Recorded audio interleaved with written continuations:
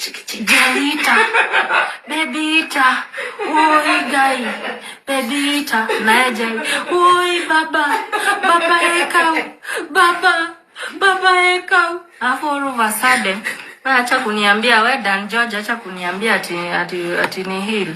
Let me vent. That's how I'll heal. That's how I'll heal. Ile ukubafu alifanya bele yangu. Na mguza hiyo kitu na huyo Jelly ni wa kusquat huyo.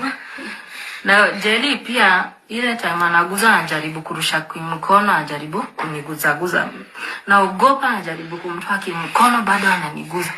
Afu wa makofukufu ananiambia, "Tia uitigera. Yaki yako hutie, wacha kuguze." Tena anaendelea, "Baby." Sasa huyo ni Kenywa. "Baby, ma baby itama, ma Jelly tiga waga." Jelly ita.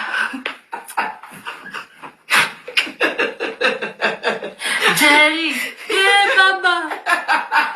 Ita, neguo baba ogera hinya. Kenywa anasema, "Jelly Jelly maita."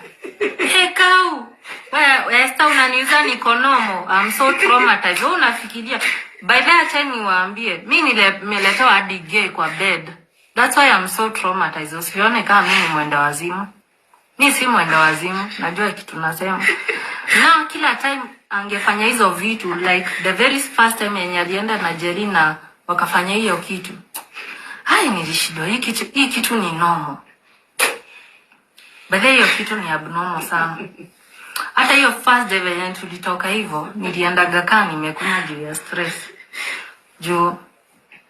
You feel you are not worthy and then you wonder bona wife yake hata hakubali.